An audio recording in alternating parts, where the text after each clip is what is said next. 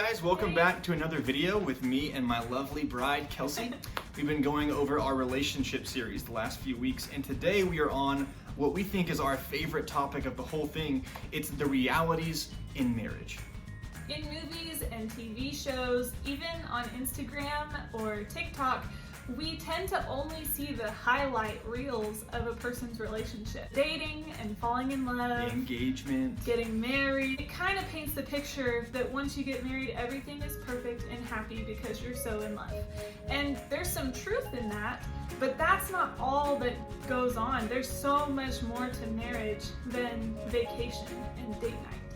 So in this video, we're gonna try to share with you some realities of marriage that some people literally do not know until they get married. Yeah. You're a week into marriage and you go, oh wait, I didn't realize this is not exactly what I had in mind. So we want to shed some light on some of those things. Yes, marriage is romantic and it's so fun and it is lovey-dovey, and in ways it feels happily ever after, but in a lot of ways it's just not that way. For instance, here's a few rapid fire examples. Later on, we'll get more in depth. So starting out, guys, you are going to have to purchase tampons from the store. It's weird and it's awkward, and there's lots of different kinds you can buy, and you have to buy the right ones, otherwise she gets mad at you. You're gonna have to do it and learn. You're not always going to be going on vacations. You may not even go on a vacation every single year.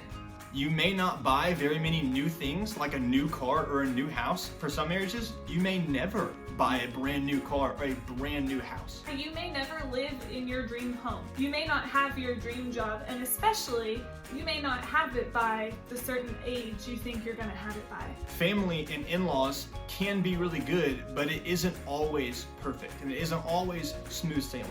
You may disagree with your spouse on how you think y'all should be spending your money. You may not be able to have children. You may hate the way he folds the bathroom towels. You may hate the temperature she wants the thermostat at in your house all the time. Those are just a few examples. Another is chores. Whenever you get married, y'all kind of have to figure out who's gonna do what, and you may get stuck with something that you don't like doing. It may be something that you didn't have to do growing up in your family's household, and now all of a sudden, oh, I do that now. Yeah. For example, for us, Drew does pretty much all the dishes. I do pretty much all the cooking. For us, I do almost all of the vacuuming, and the laundry, we kind of both do it, and then at the same time, neither of us do We're it. not good at laundry. Our couch is always full of laundry. It's the Clean worst. laundry. Yeah. We know how to clean it, just not. Put it away. Yeah. Drew hates doing the counters, but I don't mind it so much, so that's kind of my job, is to make sure all the counters are wiped down. Kelsey hates cleaning the bathroom, but I don't mind it as much, so that's kind of my job, to clean the bathrooms. Drew is really good about taking care of our vehicles and our lawn and landscaping. I think those are both kind of passions for him, so it's something he actually enjoys doing. The first one is time management in your relationship. A lot of couples find that when they're dating, it seems like you have all this extra free time to hang out with your significant other, and nothing kind of gets in the way of that, and you always have ample time to spend together and talk and go on dates and hang out. And when people get married, they think that they're just gonna get even more of this time.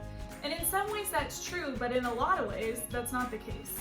For example, after we graduated college and started adult jobs, we never saw each other. We lived outside of Lubbock, Texas. It was about a 25-minute drive into where we both worked. We would get up at 6 in the morning, eat a quick bite of food, drive to Lubbock where we both would work jobs from 7 to about 6 p.m. I'd go pick Kelsey up, we'd drive back home, get home about 6:45, eat a quick bite, and then we have to get up early the next morning, and so we would go to bed about 10 p.m. at night, maybe 10:30 or 11 on some nights. And so our jobs were where we saw each other about 4 hours a day, and then all day Sunday. A couple hours. Remember, every relationship is different, but for us, not having that time together made our marriage suffer. We hated it, we didn't feel close to each other, and so we decided, you know what, let's change jobs. We need to change jobs so that our marriage can be healthier. And change towns. We So moved. we did. That's exactly what we did, and the jobs that we're in now, are so much better for our marriage because we're getting to spend so much more time together on a day-to-day basis. In marriage, if you aren't careful, kids, work, really anything can get in the way of your marriage, so you have to protect it.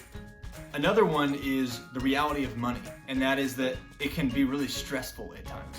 Statistically, one of the biggest things that couples fight and argue about is money. And it's because couples can't communicate and get on the same page about their finances. If you want to have a successful marriage one day, that is something you have to get on the same page about.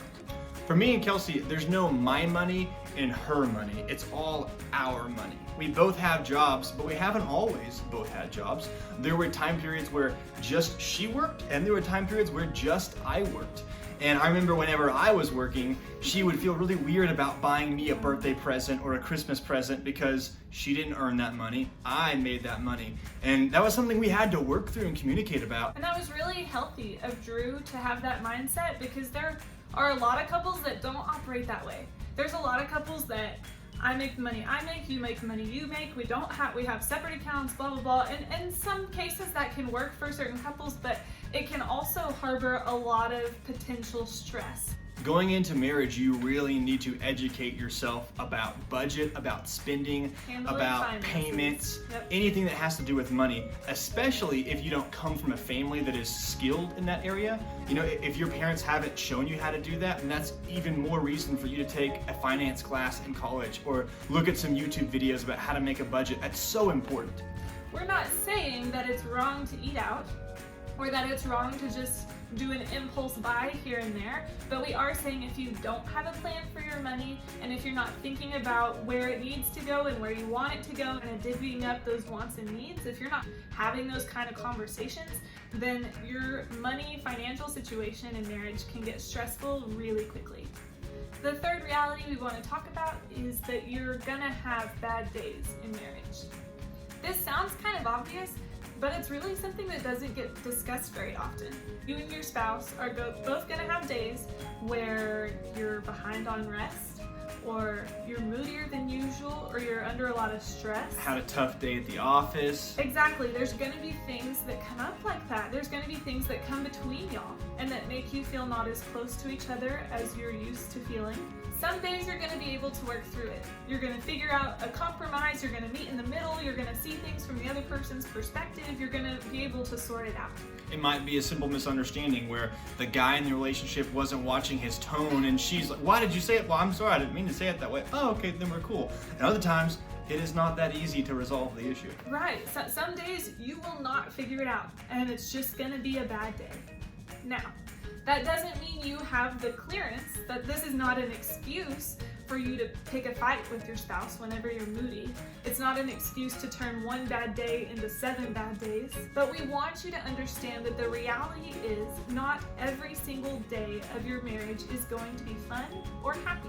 Even us, we get along super well, but we have days where we can't seem to stop arguing, or we cannot seem to get on the same page and understand what the other person's trying to say or what they're trying to express emotionally. And this is normal. It's totally okay. The difference maker is how you respond as an individual and as a couple when this comes up. Whenever we are in one of those situations, we're constantly working on how can I respond better? How can I help her see my side of the issue where we can move on and get to a healthier place? Not once do we ever sit in it and try to see how long it will last. Because we know how dangerous that is and how unproductive that is. The next section we're talking about is going to be foundational in dealing with the realities we've already mentioned and all the ones that we don't have time for in this video. We've boiled these down to 2 paramounts within marriage. We call them the 2 C's. The first one is communication. In order for all of these realities in marriage to operate fluidly, like we've been talking about, you have to have communication. Communication is like the glue that brings everything about marriage together. If you don't have communication, you will crash and burn. Yeah. Okay? And if you aren't constantly working on communication, you will eventually crash and burn. Because the reality is, communication, you never get to a point where you're like, okay, I've mastered communication with this person. Yeah. You're always working on it. Because guys and girls are different. He thinks about things differently than I do, and the way we process and talk about things is different. And so we have to know how to communicate well enough so that we fully understand what the other person is saying. The second marriage paramount is commitment. To us, commitment is explained very simply. You said you would do it, so do it. I'm sure we can all relate to the instance in childhood where you say, Mom or Dad, I don't want to do this, I want to quit. Whether it's t-ball, whether it's karate, whether it's yoga, no one did that. Anyway, whatever it is, you say, I don't want to do this anymore, I want to quit. And we can all remember the classic example of Mom or Dad hopefully saying to you, no, you committed to do this, you can finish it. Once we finish it, if you don't want to do it anymore, then you can quit t-ball or yoga or But whatever you're it gonna is. see it through this time. You're gonna finish it. We all hated that answer as kids, but really, that is such good parenting. Your parents are showing you how to stay committed to things, especially how to stay committed in a relationship. When things get hard or when you don't like it anymore. For parents who say, oh, you don't like this? Oh, that's fine, honey. We can back you out and you can still get the handout award. They are teaching those kids that commitment isn't important. If you said you would do it, you can back out at any time. And that enables, later on, relationships crumbling. And that's just one example. If that's happened to you before, and don't freak out on us and think, oh, I'm not gonna be committed to my marriage. It's just an example. The harsh reality is that marriage is not always easy. Fully expect things to come up that will challenge your commitment. Too often in marriage, whether it's at the beginning or if it's 15 years in, whenever there's some kind of challenge that comes up that makes you question your commitment or your spouse's commitment, people bail. They say to themselves, or we've heard people say, well, this is just a whole lot harder than I thought it would be. Yes, it is.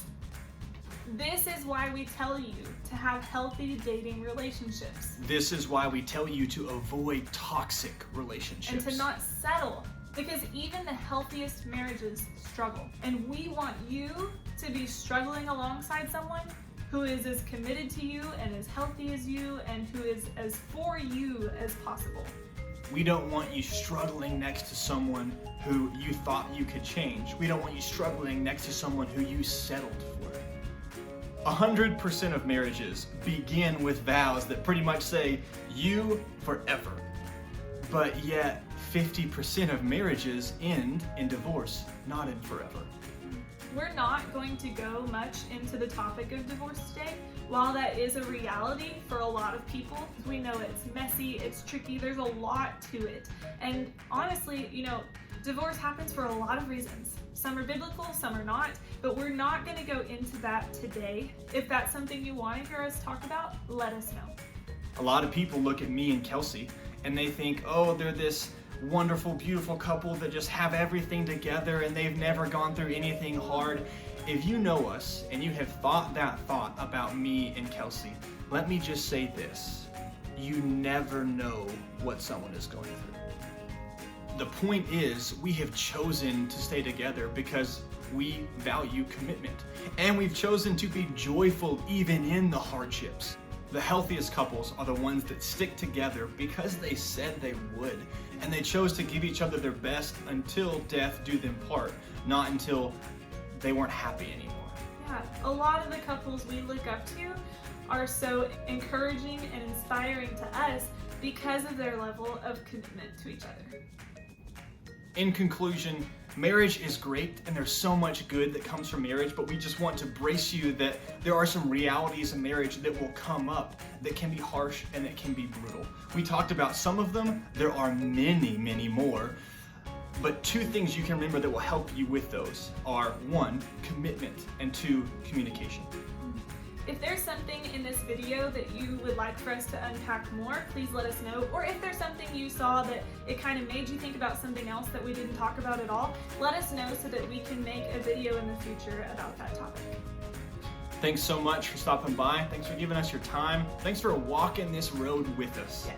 We have one more class on marriage to finish up this relationship series. Until then, Bye. see y'all.